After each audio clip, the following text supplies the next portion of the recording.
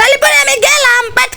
খেতো যাইতেছি তোর আগাছা বাঁচতে তুই এই রসগোল্লা যা, নিয়ে যা, আমার কাছে যা। শুনে এত ভালো ঠেকে রসগোল্লা আচ্ছা। খাতি ভাই বুঝিস তাহলে যাই ভাই এইটাই তো সেই পাট ক্ষেত মনে হচ্ছে যাই কাজ করা শুরু করে দেই 5 কেজি রসগোল্লা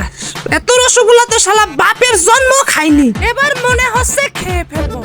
ওরে ভাই এই ক্ষেতের ভালো করে আগাছাগুলো বাইছে দিলে আমার কপালে 5 কেজি রসগোল্লা ও ভাবতে যে ভালো কি ঠেকে ওরে শালা এই ক্ষেত দিয়ে গাছ দিয়ে বইরে গেছে কি যে করবো না নে এরে ঘাস রে ওরে শালা এ তো মেলা দূর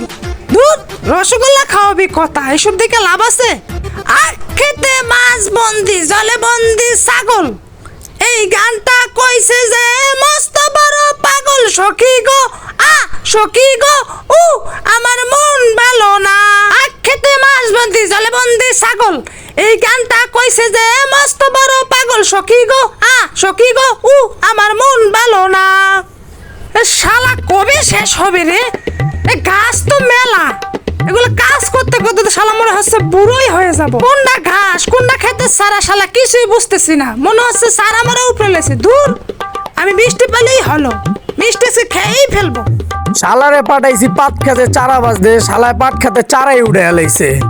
শালারে পাইলে অন্তরের বাচ্চা কাঁচা খায়ালামু শালা অন্তরের বাচ্চা তোরে পাইলে খবর আছে তুই আমার পাট খেতে চারাই উঠে এলাইছে শালারে যে আমি কি করমু শালারে পাইলে মাইরা আমি ফাটাইলামু শালায় আমারে চিনে কত বড় সাহস এই আলামিন ভাই কি হইছে? অন্তরের বাচ্চারে কইছি পাট খেতের ঘাস বাজতে শালায় আমার চারাই উঠে এলাইছে ঘাস বাঁচতে গিয়ে চারাই উঠে লাইছে হালা কি নসু কোন হালা হইছে ঘাস বাঁচতে বললা